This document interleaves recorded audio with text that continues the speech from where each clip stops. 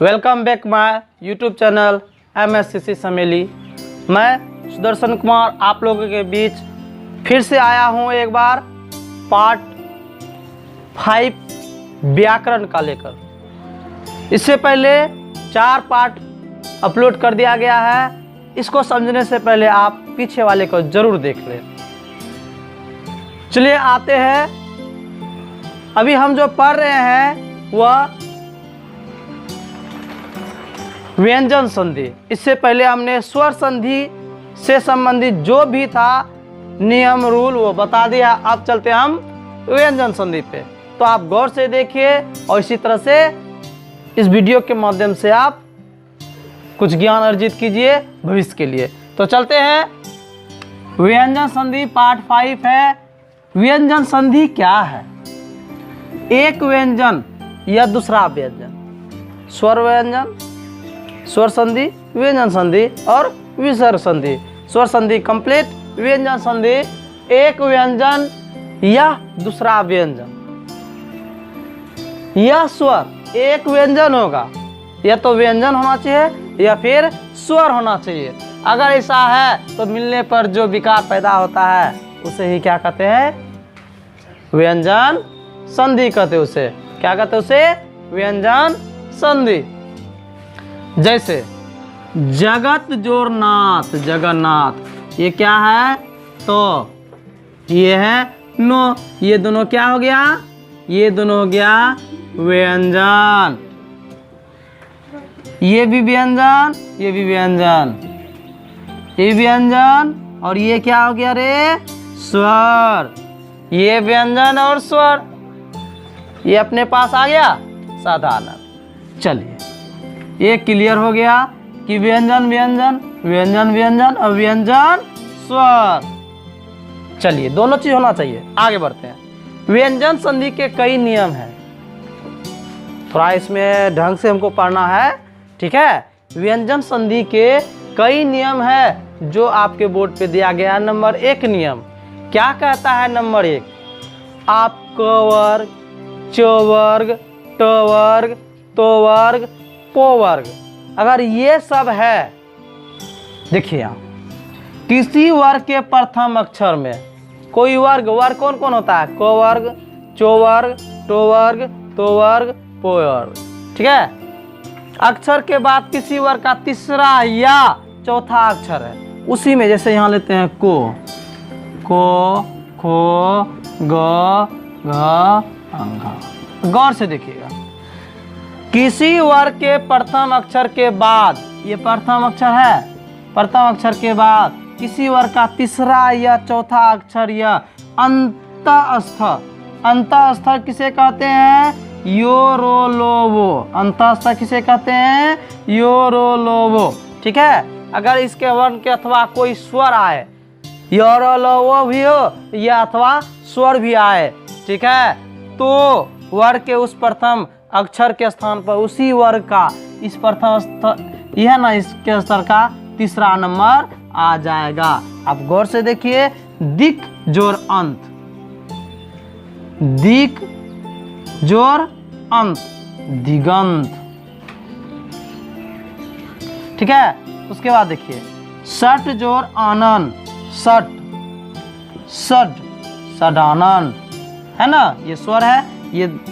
तो ठीक है, यहाँ क्या बोल रहा था कि किसी वर्ग का प्रथम अक्षर के बाद किसी वर्ग का तीसरा या चौथा अक्षर या अंतःस्थ वर्ण अथवा कोई स्वर आए तो वर्ग के उस प्रथम अक्षर में ही उसी का क्या होता है? उस वर्ग का तीसरा अक्षर हो जाता है। दिक जोर अंत, दिगंत, वाग जोर इस, वागीस, सड जोर आनन, सडानन, जगत जोर इस, जगदीश, ठीक है? ठीक है? तो यहाँ देखिए तो है, तो दो आया, तीसरा अक्षर आया, कोखो है, तीसरा आया कोखो का, कोखो का देखो ये तीसरा आया, फिर टोठो का देखो तो टोठो डो आया, तीसरा अक्षर उसी का तीसरा अक्षर आएगा। आप गौर से देख लीजिए। चलते हैं अब नंबर 2। तो चलते हैं दूसरा।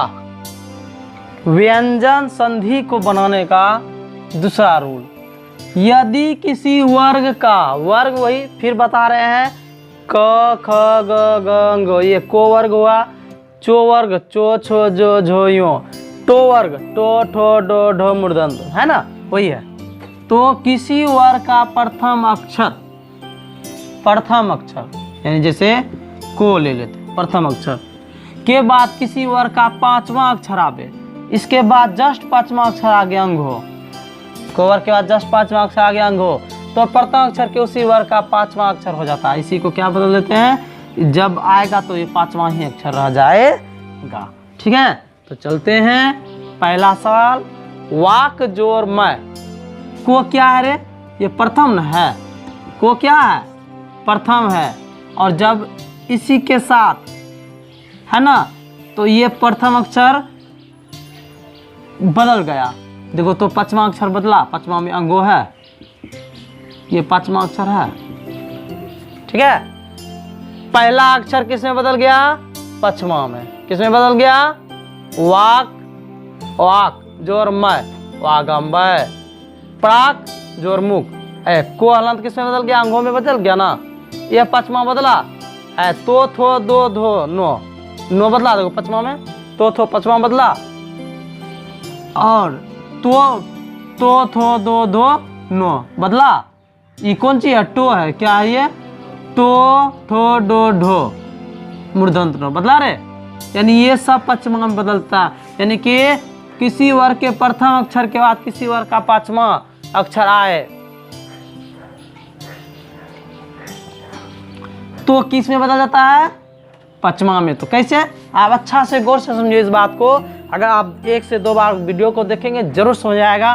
क्या देखिएगा, किसी वर्ग का प्रथम अक्षर, यहाँ देखो गौर से देखो, ये वर्ग का प्रथम अक्षर है, इसके बाद देखो ये कौन सा अक्षर है, देखो तो ये देखो तो ये भी है किसी अक्षर, किसी वर्ग का पांचवा अक्षर, गौर से देखो यहाँ, पो फो बो भो मो है, यहाँ देखो, तो क्या है, प्रथम पद है, और ये तो पो फो बो भो मो पांचवा है, यानी ये भी 5, एक और ये कितना हो गया, 5, ये कितना हो गया, 1, ये हो गया कितना, 5, ये कितना हो गया रे, 1, ये कितना हो गया, 5, ये कौन सा पद है, पहला पद, ये कौन सा पद है, पांचवा पद, ये कौन सा पद है, पहला, ये कौन सा पद, पांचवा। ठीक है, और पांचवें उधर भी बन जाता है, टो के बाद क्या आता है, टो ठो डो ढो मूर्धन्य नो, टो ठो डो ढो मूर्धन्य, है ना, बन गया ना, इसी का ये पहले पद में जो है उसी वर्ग का पांचवा हो जाता है, गौर से देख लीजिए।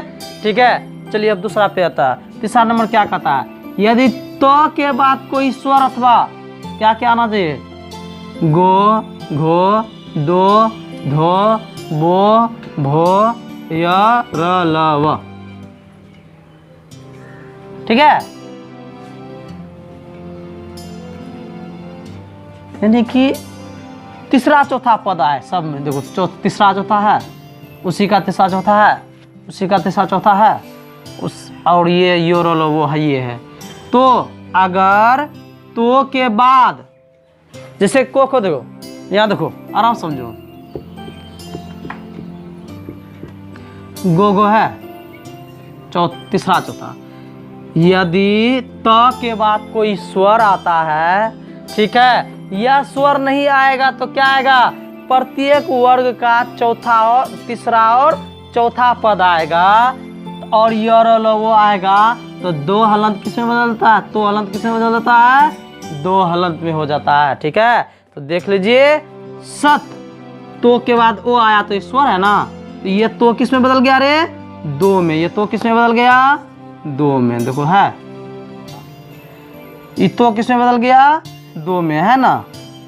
अब देखो, क्योंकि ये देखो बोले ना, गो घो में से देखो घो है, ये तो है, और ये भी क्या है, स्वर है, तो ये तो किस में बदल गया, 2 में बदल गया। अब देखते आगे, ये भी तो है, ये है कौन, को खो गो, बोले तीसरा पद, ये देखो तीसरा पद है, देखो तीसरा पद है, और ये सब कौन सा पद है, तो तो। ठीक है, अब तो किस में बदल गया, सब में 2 है। ठीक, चलिए अब 3 हो गया, अब चौथा पद में आते हैं। तो अब 4 नंबर है, ठीक है। व्यंजन संधि का चौथा जो रूल है कि कैसे क्या करें, तो सुनिएगा अच्छा से, क्योंकि ये थोड़ा बड़ा बड़ा आपको लग रहा होगा, लेकिन गौर से अगर सुनिएगा, 1 से 2 बार रिवीजन कीजिएगा तो बहुत अच्छी तरह समझा।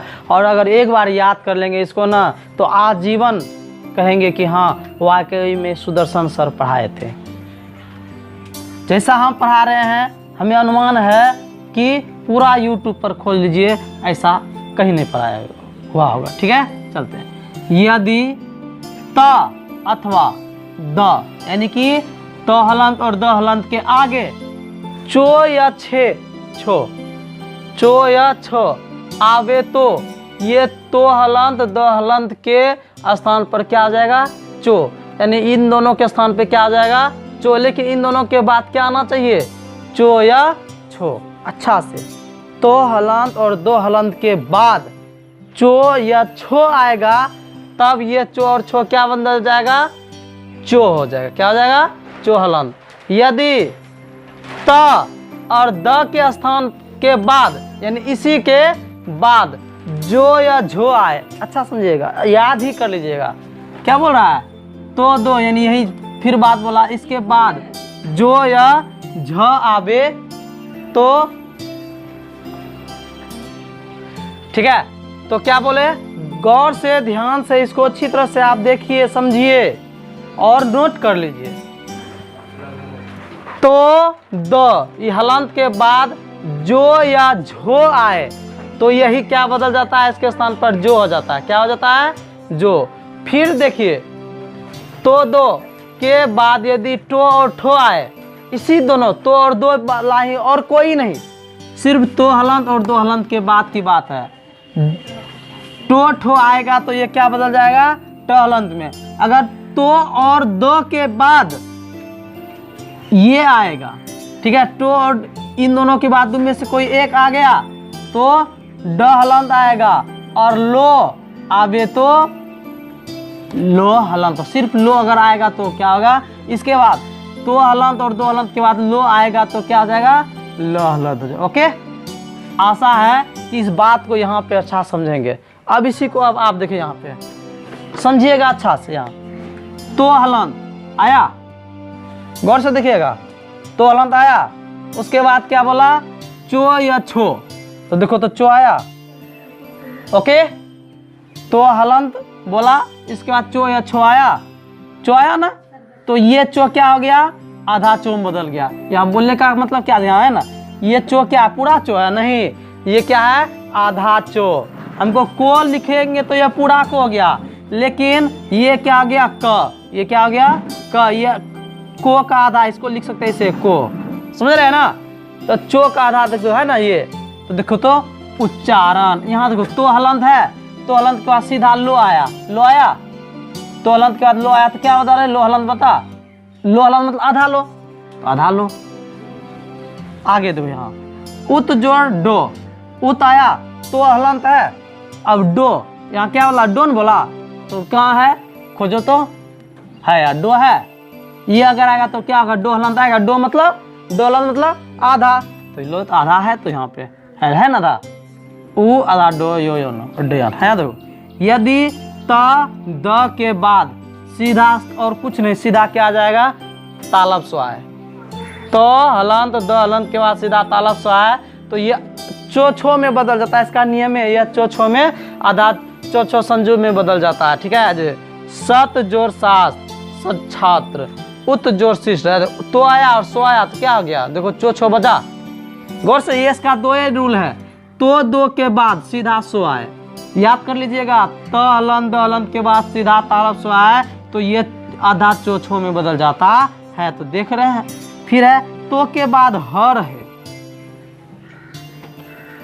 त के बाद ह रहे, तो त का द हो जाता है और ह का ध।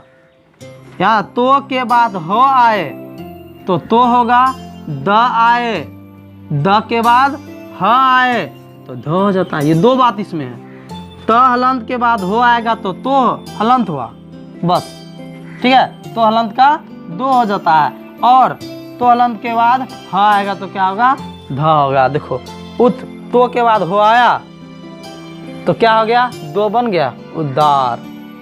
तो के बाद हो आया तो क्या हो गया, उद्धरण। ठीक है, ये मतलब आधा हो जाता है। धो मतलब कौन चीज, आधा नहीं हो आधा। तो मतलब कौन चीज, दो का आधा, ये ना। ठीक है, तो ये आपके पास 6 है और आगे है, इस पे भी चर्चा कर लेते हैं, उसके बाद ये समाप्त हो जाते हैं। ठीक है, तो अब 7वां नंबर है म हलंत और न हलंत के बाद यदि कोई व्यंजन आवे तो ये म हलंत और न हलंत यानी के स्थान पर अनुस्वार हो जाता है। यानी कि कोई भी वर्ड ले लो, ठीक है, उसके अंत में म और नो है, ठीक है, और इसके बाद व्यंजन आए, व्यंजन में क ख ग से लेके ये र ल व क्ष ये सब है ना, ये आ जाता है तो वह मो हलंत हट जाएगा, नो हलंत हट के अंस्वर हो जाएगा। यहाँ देखो, सो मो हलंत है, यो मो, तो मो को बदल के क्या गया, ये मो कहाँ चला गया, अंस्वर में, तो संयम हो गया। अब देखो, सो मो हलंत के बाद ये मो हट गया, मो गया, मो हलंत है ना, मो हलंत के बाद वो क्या है, व्यंजन है। अच्छा से आप लोग समझिएगा इस बात को, समझ गए ना, तभी समझ में आएंगे कि देखिए मो है, ये मो है ना, ये मोहलंत, उसके बाद देखे तो ओ आप बुला रहे हैं स्वर नहीं ना, व्यंजन है। देखो तो ये व्यंजन है, क्या ये व्यंजन है, तो ये मो हट गया, ये क्या आ गया, हट गया, इसो पे अंस्वर कर दिया। देखो हाँ, अंस्वर हुआ, हुआ कर दो बाद। ओके, अब देखिए, अब फिर दूसरा पोजीशन है, अनुस्वर के बाद यदि कोई स्वर आ जाए, किसी पर अनुस्वर है और उसके आगे क्या आ जाए, स्वर आ जाए, तो आ जाएगा तो ये अनुस्वर का मो हलंत हो जाता है। फिर उल्टा हो जाता है, ये है तो अनुस्वर हो गया और अनुस्वर है तो ये हो गया। ध्यान से सुनिएगा, यहाँ देखिए, सो अनुस्वर है ना, अनुस्वर है ना, अनुस्वर के बाद अगर क्या आता है, स्वर आता है, तो स्वर है, देखते ओ आई हर से हर दुर्ग है ना, ये स्वर है, तो ये अनुस्वर चेंज हो गया, ये अनुस्वर चेंज होकर ये क्या बन गया, मो हो गया, तो म बन गया, हो गया ना। अब अगला है नम्मा, जो हलंत के बाद यदि नो हो, याद रखना, ये एकदम फिक्स कर लो, ये जो हलंत है इसके बाद अगर नो आ जाता है तो दोनों के बदले क्या आता है, ये दोनों के बदले ज्ञो हो जाता है। जैसे यज्ञ, यज्ञ, यज्ञ के बाद जो के बाद नो है, तो नो है ना, ये जो के हलंत में है यज्ञ, तो यज्ञ हो गया। ठीक है, इस तरह से आपका स्वर संधि, विसर्ग संधि, स्वर संधि और व्यंजन संधि मैंने 2 वीडियो में कवर किया।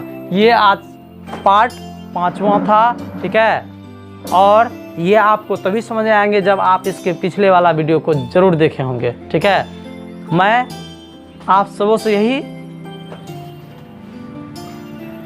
अनुरोध करता हूं कि आप हमारे चैनल को सब्सक्राइब जरूर करें और बेल आइकन को प्रेस कर लें। इससे क्या होगा कि रोज़ के रोज़ मैं नया से नया वीडियो डालता हूं और आप लोगों के बीच मेरा यह भाव है कि जल्द से जल्द कोरोना काल में भी बच्चे घर बैठे अच्छी तरह से अच्छा विद्या ग्रहण करें। ठीक है, और विशेष क्या है, अगले वीडियो के लिए इंतज़ार कीजिए, अगला वीडियो जल्द अपलोड कर दिए जाएंगे। तत्काल के लिए हैव ए गुड डे।